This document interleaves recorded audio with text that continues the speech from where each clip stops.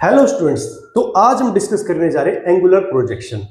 तो angular projection में हम देखेंगे कि जब हम किसी ऑब्जेक्ट को हॉरिजॉन्टल सरफेस के साथ किसी एंगल थीटा से थ्रो करते हैं, मतलब वो प्रोजेक्टाइल मोशन में उसका क्या तो टाइम पीरियड होता है, टाइम पीरियड ऑफ लाइट, है ना। और उसकी क्या इक्वेशन ऑफ मोशन होती है एक्स और वाई एक्सिस की।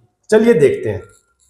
तो हम देखते हैं, जैसे हमने यहां से कोई ऑब्जेक्ट थ्रो की किसी एंगल को बनाते हुए किसी इनिशियल वेलोसिटी u से, ठीक है। इसकी इनिशियल वेलोसिटी सपोज करो u है यहां से, ठीक है, और वो थीटा एंगल पे है। तो उसका क्या इक्वेशन होगी वो देखना है। अब देखो ये किस तरीके से वो कर रहा है, जैसे आप किसी बॉल को थ्रो करते हो ऐसे, मतलब किसी एंगल से, तो वो इसी तरीके से तो जाती है। तो देखो ऐसे ही तो जाएगी, मतलब वो फाइनली किसी सरफेस पे हिट करेगी, किसी मैक्सिमम हाइट तक जाएगी यहाँ पे, फिर वो नीचे की तरफ आएगी, है ना। तो इसमें हमें इक्वेशन ऑफ मोशन वगैरह जो है ड्राइव करनी है। तो देखते हैं। Let initial velocity of object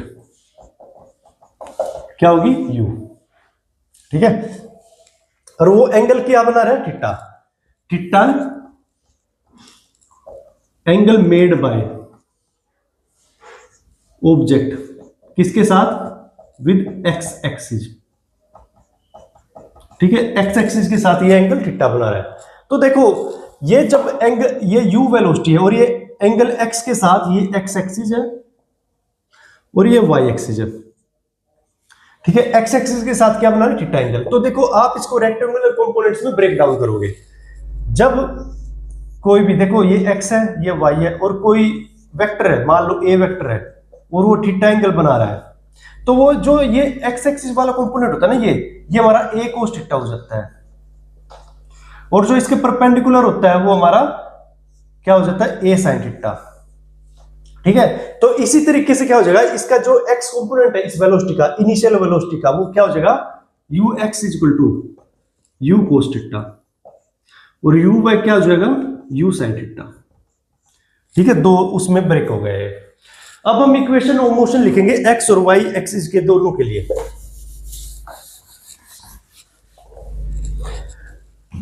तो सपोज करो सबसे पहले मैं x एक्सिस के लिए लिखता हूं, x एक्सिस, ठीक है। तो x एक्सिस के लिए क्या आएगी इक्वेशन, देखो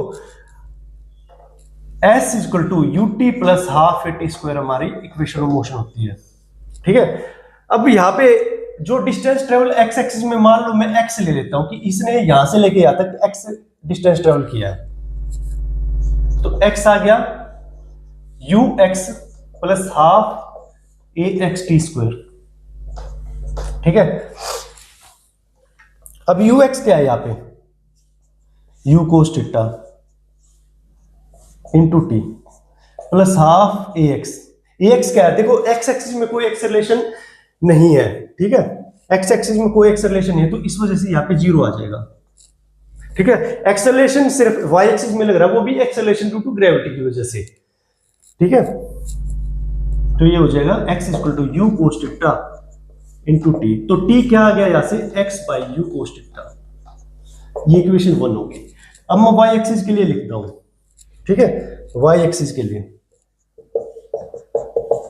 तो y एक्सिस के लिए भी सेम आ जाएगा, तो y equal to u by t plus half a by t square, ठीक है। इसी इक्वेशन को मैंने y की फॉर्म में लिख दिया, s की जगह y और u की जगह u y, क्योंकि हम y के लिए कर रहे हैं तो हम सभी चीजों को y की फॉर्म में लिखेंगे। तो u y क्या है हमारा, u sin theta, a y क्या है, माइनस जी। ये माइनस जी क्यों लिया है, क्योंकि देखो जब आपने इनिशियली वेलोसिटी दी वो ऐसे दी है ना। अभी ऐसे दिए तो मतलब जो एक्सेलरेशन ड्यू टू ग्रेविटी तो नीचे की तरफ लग रही है और मोशन हो रहा है ऊपर की तरफ, तो ये अपोजिट है, तो इस वजह से हमने माइनस जी लिया है। तो y क्या आ गया, u y की जगह क्या लिख दिया, u sin थीटा। t क्या है, देखो t क्या है, x by u cos theta, x by u cos theta minus half g x by u cos theta का स्क्वायर। तो इसको आगे थोड़ा सा ओपन कर लेते हैं सभी टर्म्स को, u sin theta into x divide by cos theta minus half g x square by u square cos square theta, तो y क्या आ गया, यू एक्स टेन थीटा, ठीक है। u इंटू एक्स, मैं इसको थोड़ा सा x को अलग लिख लेता हूं, नहीं तो ये यू एक्स हमें वेलोसिटी की तरह दिखेगा कि यू एक्स कोई वेलोसिटी कंपोनेंट है। तो u tan theta into X minus half X by U का whole square into one by cos square theta, ठीक है। ये हमारी y इक्वेशन की y एक्सिस के लिए इक्वेशन ऑफ मोशन आ गई, ठीक है।